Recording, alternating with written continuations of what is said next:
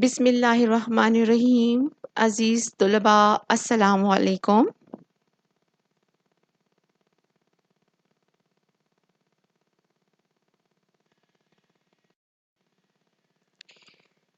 امید کرتی ہوں کہ آپ اللہ تعالیٰ کے فضل و کرم سے خیر و عافیت سے ہوں گے اور اپنے گھروں میں مطالعہ کی مشق جاری رکھے ہوئے ہوں گے۔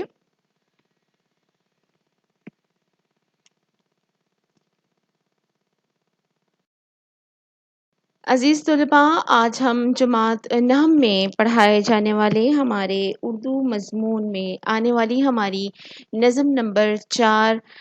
طلوع اسلام کا مطالعہ کرنے جا رہے ہیں اور ساتھ ہی ساتھ وضاحت بھی کی جائے گی۔ گزشتہ لیکچر میں ہم طلوع اسلام کے شاعر مشرق محمد علامہ محمد اقبال کے بارے میں، ان کے شاعری کے حوالے سے، ان کی زندگی کے حوالے سے ہم مختصر تعارف دیکھ چکے ہیں۔ آج کی اس ویڈیو میں ہم طلوع اسلام میں آنے والے اپنا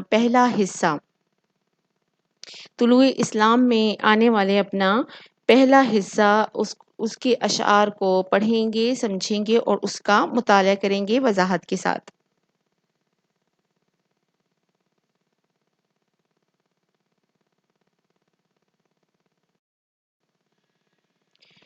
ہمارے پاس طلوع اسلام دراصل طلوع اسلام کے معنی ہیں اسلام کا ظہور، اسلام کا طلوع ہونا، ظاہر ہونا۔ تو ہمارے پاس طلوع اسلام کا پہلا شعر ہے یہاں پر: خدائے لم یزل کا دست قدرت تو، زباں تو ہے، یقین پیدا کر اے غافل کہ مغلوب گماں تو ہے۔ لم یزل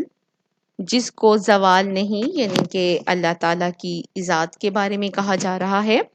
دست ہاتھ کو کہتے ہیں، غافل بے خبر، مغلوب گماں بے یقینی یا شکوک و شبہات میں پڑ جانا۔ بہت خوبصورت شعر ہے۔ شاعر مشرق علامہ اقبال مسلمانوں کو ان کا مقام و مرتبہ یہاں پر یاد دلا رہے ہیں کہ اللہ تعالیٰ کی لازوال ذات نے تجھے زمین پر اپنا نائب اور خلیفہ بنا کر بھیجا ہے۔ اس حوالے سے اے مسلمان، تیرا مقام اور مرتبہ بہت بلند ہے، کیونکہ تو اللہ تعالیٰ کا نائب ہے، اس کی زبان ہے تو۔ یقین پیدا کر اے غافل کہ مغلوب گماں تو ہے۔ شاعر مشرق چونکہ موجودہ مسلمانوں کی حالت، ان کی پستی، ان کے زوال سے فکر مند ہیں اور ان کو یہ یاد دلانا چاہتے ہیں کہ کس طرح اللہ تعالیٰ نے تجھے اپنا نائب، اپنا خلیفہ دنیا میں بنا کر بھیجا ہے، لیکن انسان اور جو مسلمان ہیں وہ غافل ہو چکے ہیں، اور تو اللہ کا پیغام دنیا تک پہنچانے والا تھا، لیکن کیا ہوا کہ مسلمان جو ہیں وہ شکوک و شبہات میں مبتلا ہو گئے۔ شکوک و شبہات اور بے یقینی انسان میں مایوسی، سستی اور کاہلی بھی پیدا کر دیتی ہے۔ جس طرح اللہ تعالیٰ کی پاک ذات اور لازوال ہے، اسی طرح مسلمانوں کے جو اعمال ہیں وہ بھی لازوال ہیں، وہ بھی ایک اعلیٰ درجے کے ہیں۔ اس لیے وہ کہہ رہے ہیں کہ اے غافل مسلمان، اپنے دل سے جو شکوک و شبہات ہیں وہ نکال دو، اور ایمان کی جو پختگی ہے، کیونکہ جب تک ہمارا ایمان مکمل نہیں ہوگا، اللہ تعالیٰ پر کامل یقین نہیں ہوگا، ہم اپنی منزل مقصود کو حاصل نہیں کر سکتے۔ تو جو لوگ اپنے دل میں شکوک و شبہات کی جگہ بنا لیتے ہیں تو پھر وہ اللہ کی پاک ذات سے مایوس ہو کر بیٹھ جاتے ہیں، اور پھر ناکامی ان کا مقدر بن جاتی ہے۔ اس لیے علامہ اقبال کی شاعری جو ہے، جیسے آپ کو پہلے بتایا جا چکا ہے کہ ان کی شاعری جو ہے وہ مسلمان کو حرکت و عمل کی دعوت دیتی ہے، تو یہاں بھی وہ اسی چیز کا ذکر کر رہے ہیں کہ اے مسلمان، تو شکوک و شبہات اور بے یقینی کی کیفیت سے نکل کر اپنے لیے ایک منزل مقرر کر، جس پر چل کر تو اللہ تعالیٰ کے لیے، اللہ تعالیٰ کے مقام کو پہچان سکے اور اپنے مقام کو جو ہے وہ حاصل کر سکے دنیا اور آخرت دونوں میں۔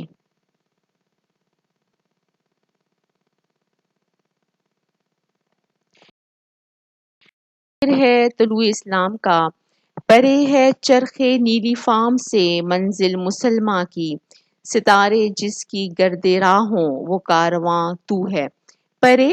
دور ہے، چرخ آسمان کو کہا جاتا ہے، نیلی فام نیلا رنگ، گرد راہ گرد دھول مٹی کو کہا جاتا ہے، راہ راستہ ہے تو گرد راہ مرکب ہے یہ راستے کی دھول یا راستے کا غبار، اور کارواں آپ جانتے ہیں قافلے کو کہا جاتا ہے۔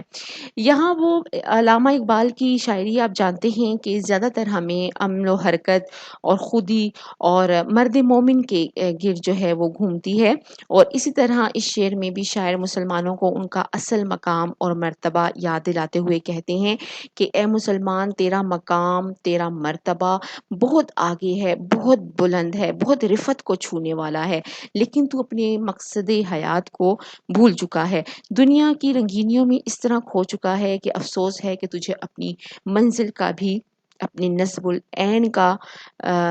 پتہ نہیں ہے، اس کا معلوم نہیں ہے۔ اسی طرح وہ مرد مومن کو مخاطب کر کے کہتے ہیں کہ تم اپنے آپ کو کسی ایک مقام تک محدود نہ رکھو، کیونکہ تم نے کامیابی کا سفر طے کرتے جانا ہے، تم نے کسی ڈگر پر رکنا نہیں ہے، تمہاری منزل تو بہت آگے ہے۔ یعنی کہ نیلے آسمان سے بھی کہیں آگے تیری منزل ہے، اور تو نے اس منزل کو پانا ہے۔ بظاہر نظرگاہوں کے سامنے نظر آنے والا جو آسمان ہے یہ تیری منزل نہیں ہے، بلکہ اس سے بھی آگے کہیں تیری منزل ہے۔ دراصل علامہ اقبال کو وہی نوجوان پسند ہے جو ستاروں پر کمندیں ڈالتے ہیں، جو اپنا نصب العین جو ہے وہ آسمان کی وسعتوں تک جو ہے وہ بلند رکھتے ہیں۔ ستارے جس کی گرد راہ ہوں وہ کارواں تو ہے۔ ستارے بھی یہاں پر بلندی کی علامت ہے، رفت کی علامت ہے، لیکن علامہ اقبال کہتے ہیں کہ تیرا جو قافلہ ہے، جو قافلے کی دھول ہے، وہ دھول تو ستاروں کی طرح ہے، مطلب ستارے جس کی گرد راہ ہوں وہ کارواں تو ہے۔ ستارے تیرے آگے کوئی اہمیت نہیں رکھتے، ستارے تو تیرے پاؤں کی دھول ہیں، تو نے تو اس سے بھی کہیں آگے جانا ہے۔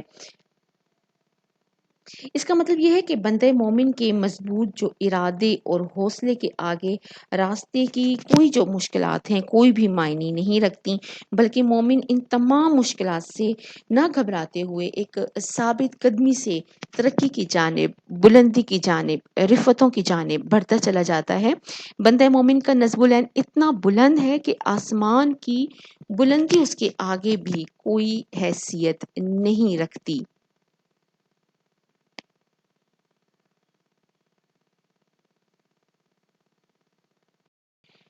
ہمارے پاس تیسرا شعر ہے، مکاں فانی مکیں آنی، ازل تیرا ابد تیرا، خدا کا آخری پیغام ہے تو، جاویداں تو ہے۔ فانی یہاں پر مٹنے اور فنا ہو جانے والی چیز کو کہا جاتا ہے، آنی عارضی، آنی پل پل پل دو پل میں، آن کی آن میں عارضی چیز کو کہتے ہیں، جاویداں ہمیشہ رہنے والا۔ تو جیسے کہ ہم جانتے ہیں کہ اقبال کی شاعری مسلمان نوجوانوں میں جوش و جذبہ پیدا کرنے کا نام ہے۔ وہ اپنی شاعری میں مسلمانوں کی عظمت رفتہ کا ذکر بھی کرتے ہیں، اور مسلمانوں میں جو مخفی قوتیں ہیں ان پر بھی روشنی ڈالتے ہیں۔ اس شعر میں شاعر کہتے ہیں کہ یہ دنیا فانی ہے، ایک نہ ایک دن سب کچھ ختم ہو جائے گا، اور مکی یعنی کہ یہاں کے رہنے والے، قیام کرنے والے، یہ بھی آن کی آن میں ختم ہو جائیں گے۔ ازل تیرا ابد تیرا، لیکن مسلمان امت، مسلمان قوم، اس کا ازل بھی اسی کا تھا اور ابد بھی اسی کا تھا۔ دنیا جب شروع ہوئی تو اسلام کے نام پر مسلمان اول دن سے ہیں، اور دنیا جب ختم ہو جائے گی تب بھی مسلمان کی ذات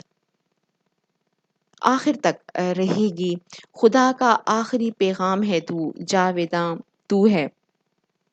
یعنی کہ جب انسان ہمیشہ اسلامی تعلیمات پر عمل کرے گا، اللہ تعالیٰ کا پیغام جو ہے اس کی نس نس میں جب سما جائے گا، تو وہ ہمیشہ کے لیے زندہ رہے گا، یعنی اس کا نام ہمیشہ لوگوں کی زبانوں پر موجود رہے گا، کیونکہ وہ اللہ کا آخری پیغام اسلام پھیلانے والا ہے۔ جس طرح قرآن پاک ہماری آخری اور مقدس کتاب ہے جو آخری نبی صلی اللہ علیہ وآلہ وسلم پر نازل ہوئی، اور جس کی تعلیمات میں کوئی رد و بدل نہیں، کیونکہ اللہ نے اس کی حفاظت کا جو ذمہ ہے وہ خود لیا ہے، اس لیے قیامت تک یہ کتاب بھی محفوظ رہے گی۔ بالکل اسی طرح ایک بندہ مومن بھی فنا سے دوچار ہونے والا نہیں ہے، کیونکہ اول تو وہ مومن جو ہے وہ اللہ کا نائب بھی ہے، خلیفہ ہے، رازدار ہے، وہ اللہ کی صفات کا مظہر ہے، اللہ کی صفات کی ترجمانی کرنے والا ہے۔ اس طرح اس کا جو نام ہے وہ ہمیشہ آنے والے لوگوں میں زندہ و پائندہ رہے گا۔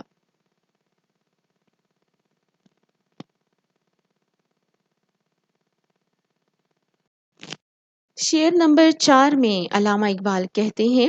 ہنا بندے عروس لالا ہے خون جگر تیرا، تیری نسبت براہیمی ہے معمار جہاں تو ہے۔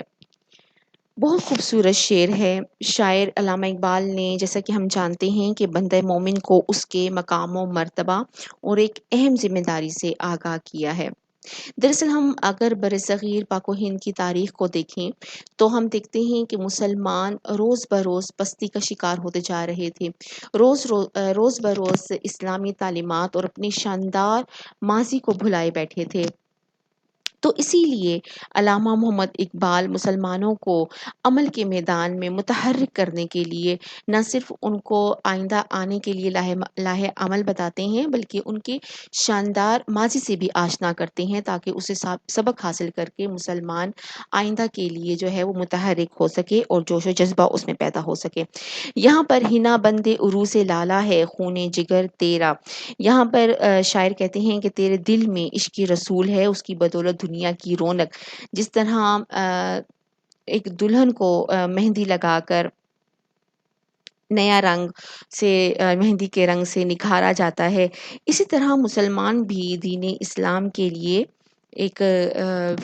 دین اسلام اور دنیا جو ہے ایک مسلمان کے لیے ایک دلہن کی طرح ہے، جس کو اس نے اپنے خون جگر سے سنوارنا ہے، اس کی زیبائش کرنی ہے، اس کا بناؤ سنگھار کرنا ہے۔ تو دین اسلام اور دنیا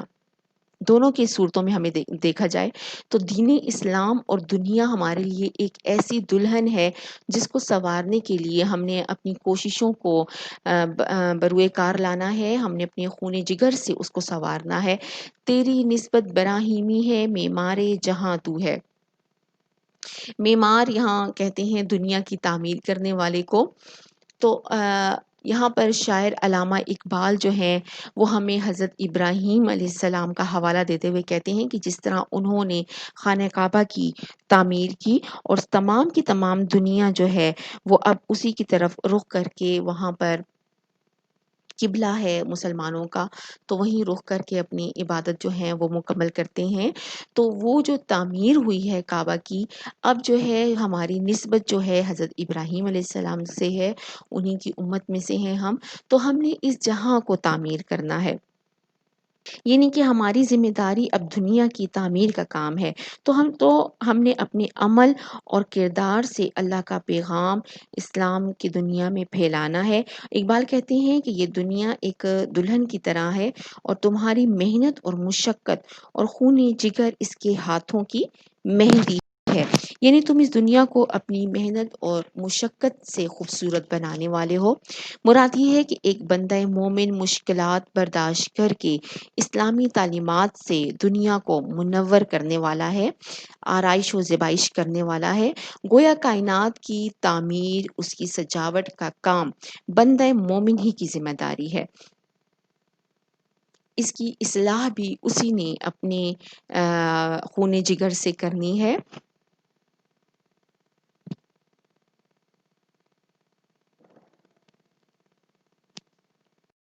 طلوع اسلام کے شعر نمبر 5 کی جانب چلتے ہیں۔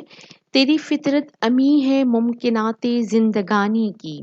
جہاں کے جوہر مضمر کا گویا امتحان تو ہے۔ فطرت یہاں پہ قدرت کے معنوں میں بھی ہے، خمیر اصلیت جو ہوتی ہے، امی امانت رکھنے والا، ممکنات زندگانی زندگی کے ترقی کے امکانات۔ جوہر مضمر چھپی ہوئی صلاحیتیں، مضمر جوہر مضمر چھپی ہوئی صلاحیتیں۔ یہاں پہ شاعر علامہ اقبال بندہ مومن کی صفات کا ذکر کرتے ہوئے کہتے ہیں کہ اے بندہ مومن، اللہ نے تیری فطرت میں علم حاصل کرنے کی جستجو ڈال دی ہے، اس لیے ایک بندہ مومن بہت کچھ کرنے کی صلاحیت رکھتا ہے۔ وہ اپنی صلاحیتوں کو بروئے کار لا کر کائنات کے چھپے ہوئے رازوں کا بھی پتہ لگا لیتا ہے، اور یہ سب کا سب اللہ تعالیٰ کی طرف سے ہی اس کو ودیت ہے۔ یعنی سائنسی ترقی کے ذریعے زمین اور آسمان کے چھپے ہوئے رازوں کو سامنے لا سکتا ہے، اور ایک مسلمان اسی طرح اپنی خوبیوں کو بروئے کار لا کر کائنات کی تسخیر کر سکتا ہے، کائنات کو فتح کر سکتا ہے، اور یہ وہ امتحان ہے جس کی کامیابی ایک بندہ مومن نے حاصل کرنی ہے۔ دوسرے الفاظ میں دیکھا جائے کہ ترقی کی جو لامحدود صلاحیتیں ہیں وہ اللہ تعالیٰ نے انسان میں پوشیدہ رکھی ہیں، انہی صلاحیتوں کو کام میں لا کر وہ ایک بندہ مومن کائنات کی تسخیر کرے گا، اور امتحان میں وہی جو ہے وہ ناکام ہوتے ہیں جو اپنے مقصد کو پہچان نہیں پاتے، اپنی صلاحیتوں کو جان نہیں پاتے۔ اقبال اسی طرح کہتے ہیں کہ اے بندہ مومن، تم اپنا مقام و مرتبہ پہچانو، تم میں اللہ تعالیٰ نے لامحدود صلاحیتیں رکھ دی ہیں، اس کو جان کر اس کو تکمیل تک پہنچاؤ، کیونکہ اللہ کے تم دوست ہو، رازدار ہو، اور تم نے کائنات کی تسخیر کرنی ہے، اور کائنات میں چھپے ہوئے رازوں پر سے پردہ تم نے اٹھانا ہے، اور یہ طاقت اور یہ قوت صرف اللہ تعالیٰ نے بندہ مومن کو دی ہے۔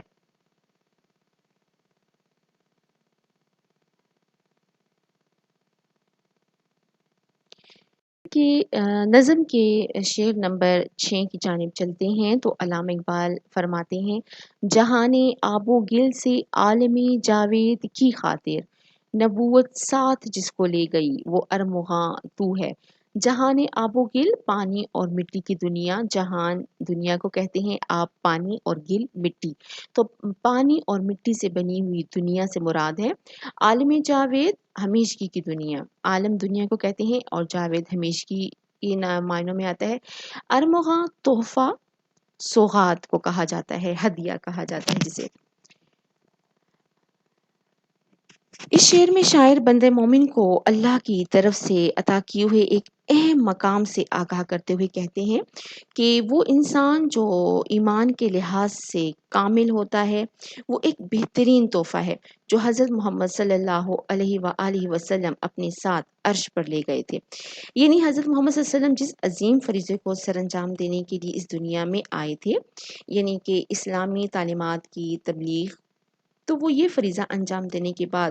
جب اس دنیا سے تشریف لے گئے تو خدا کے حضور بندے مومن کو بطور تحفہ اپنے ساتھ لے گئے۔ حضرت محمد صلی اللہ علیہ وآلہ وسلم نے اللہ کا دین لوگوں تک پہنچایا۔ جس نے اس دین پر عمل کیا تو وہ کامل مومن بن گیا۔ ایک کامل مومن اسلامی تعلیمات پر عمل کرنے کی وجہ سے بہترین تحفے کی صورت میں سامنے آتا ہے۔ یعنی کہ دوسرے الفاظ میں دیکھیں تو کہا جا رہا ہے کہ اے مسلمان، تو وہ تحفہ ہے جس کو نبوت اس دنیا سے ہمیشگی کی دنیا کی خاطر اپنے ساتھ لے گئی۔ یعنی قیامت کے دن اگر اللہ تعالیٰ سرکار دو عالم صلی اللہ علیہ وآلہ وسلم سے دریافت فرمائیں گے کہ ہم نے آپ صلی اللہ علیہ وسلم کو دنیا میں نبی بنا کر بھیجا، آپ نے وہاں کیا کار نمایاں انجام دیے، یعنی کیا کارہائے نمایاں انجام دیے، کیا فریضہ ادا کیا، کیا ذمہ داریاں نبھائیں، تو حضور اکرم صلی اللہ علیہ وآلہ وسلم بارگاہ عزتی میں عرض کر سکتے ہیں کہ یا اللہ، میں نے آپ کے مخلص بندوں کی ایک جماعت پیدا کر دی تھی۔ مثلا تمام صحابہ کو وہ پیش کریں کہ لہٰذا اے مسلمان، تو اپنے اندر ایمان پیدا کر لے تاکہ قیامت کے دن تیرا شمار بھی ان مسلمانوں میں ہو سکے جن پر حضور اکرم صلی اللہ علیہ وسلم نے وہاں پر فخر کریں گے۔ یعنی کہ ہمارے صحابہ حضرت ابوبکر صدیق رضی اللہ تعالیٰ عنہ، حضرت عثمان غنی رضی اللہ تعالیٰ عنہ، تو ان کی جو پیش کیا جائے گا بطور تحفہ، ان کو پیش کیا جائے گا، تو ہم بھی انہی کے زندگی، ان کی حیات پر عمل کر کے ہم بھی ایک ایسا اپنے آپ کو پیش کریں کہ جس طرح کہ ایک تحفہ پیش کیا جاتا ہے کہ حضور اکرم صلی اللہ علیہ وآلہ وسلم کو روز قیامت شرمندگی نہ ہو، اور وہ ہمیں بطور تحفہ ہم پر فخر کرتے ہوئے، ہماری مسلمان امت پر، ہماری مسلمان جماعت پر فخر کرتے ہوئے وہ ان کو بطور تحفہ ہمیں پیش کر سکیں۔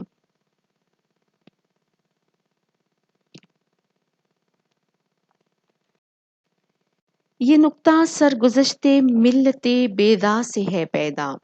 یہ نکتہ سرگزشت ملت بیضا سے ہے پیدا، کہ اقوام زمین ایشیا کا پاسباں تو ہے۔ نکتہ یہاں باریک بات کو کہا جاتا ہے، راز کی بات، پوشیدہ بات، سرگزشت بیتا ہوا واقعہ، حالات زندگی، جو چیز بیت چکی ہو، آپ بیتی، ٹھیک ہے۔ ملت بیضا، ملت اسلامیہ، بیضا دراصل روشن چیز کو کہا جاتا ہے،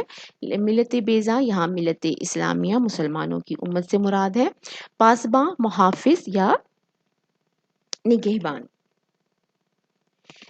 بہت خوبصورت یہاں پہ شعر ہے، علامہ محمد اقبال اپنی شاعری میں کبھی مسلمانوں کی عظمت رفتہ کا ذکر کرتے ہیں، تو کبھی ان کی جو مخفی قوتیں تھیں یا گزشتہ جو ان کی تاریخ ہے، جو شاندار ماضی ہے جو مسلمان کا،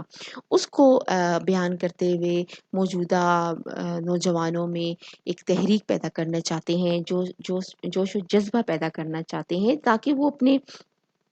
تاریخ کو دیکھتے ہوئے، اپنے بزرگوں کے نقش قدم پر قدم رکھتے ہوئے آئندہ کے لیے اپنی راہیں جو ہیں وہ استوار کریں، آئندہ کے لیے ترقی کی منزلوں کو پا سکیں۔ تو اس طرح مسلمانوں کو خواب غفلت سے بیدار کرتے ہوئے کہتے ہیں کہ اگر اپنی تاریخ پر نظر ڈالو تو تم پر یہ راز کھلے گا کہ جس سرزمین ایشیا پر تم آج غلامی کی زندگی گزار رہے ہو، تو اسی زمین پر تو ماضی میں تمہارے بزرگوں نے حکومت کی ہے، یعنی کہ انہوں نے اتنی فتوحات اسی زمین پر حاصل کی ہیں، ان کا اس قدر شاندار ماضی تھا، وہ یہاں کے حکمران تھے، لیکن تم اب اس قدر مغلوب ہو چکے ہو، تم پر دوسری اقوام اس طرح قدر غالب آ چکی ہے، اور تم اس کے باوجود اپنی جو ہے وہ تاریخ سے سبق نہیں حاصل کر رہے، اور ہاتھ پر ہاتھ دھرے پستی اور سستی کا شکار ہوتے چلے جا رہے ہو۔ جیسے کہ ہم تاریخ پر نظر ڈالتے ہیں کہ طارق بن زیاد، محمود غزنوی جیسے لوگوں نے کس طرح دشمنوں کا ڈٹ کر مقابلہ کیا، اور اپنی سیرت و کردار کے لحاظ سے بھی لوگوں میں، نہ صرف مسلمانوں میں بلکہ غیر مسلم میں بھی اپنے جو ہیں وہ اثرات چھوڑے اپنے اخلاق سے۔ تو جب تمہیں مسلمان ہونے کا مطلب معلوم تھا تو تب تک تم کامیابی کی منزلیں طے کرتے چلے گئے تھے، لیکن اسلامی اصولوں سے انحراف کرنے کے بعد غلامی تمہارا مقدر بن گئی، یعنی کہ جیسے جیسے تم اسلامی اقدار سے، اسلامی تعلیمات سے دور ہوتے گئے تو تم نے خود اپنے لیے پستیوں کو چن لیا، غلامی کو اپنا مقدر بنا لیا۔ اور اس شعر میں شاعر نے مسلمانوں کو ان کا بلند مقام اور مرتبہ یاد دلایا ہے کہ مسلمانوں کی عظمت اسلامی تعلیمات پر عمل کرنے میں ہی پوشیدہ ہے۔ مسلمان ہی سرزمین ایشیا کی اقوام کی حفاظت کرنے والے ہیں۔ ماضی میں بھی اسلامی تعلیمات پر عمل کرنے کی وجہ سے ہی مسلمانوں نے بہت سی کامیابیاں حاصل کی تھیں۔ تو یوں وہ اپنی موجودہ قوم سے، موجودہ اقوام سے، نوجوانوں سے مخاطب ہیں کہ اگر تم اپنی گزشتہ تاریخ کو کھنگالو، دیکھو، تو تمہیں یہ احساس ہوا کہ تم ہی وہ قوم ہو جس نے حکمرانی کی ہے دنیا پر، اور تم نے ہی اب آگے بڑھ کر آسمانوں سے بھی آگے جو ہے وہ اپنی منزلوں کو تلاش کرنا ہے، اور اسی منزلوں میں رہتے ہوئے اسلامی تعلیمات کو قائم رکھنا ہے، دنیا میں اللہ تعالیٰ کے نظام کو قائم رکھنا ہے، تاکہ دنیا اور آخرت دونوں میں سرخوری حاصل ہو سکے۔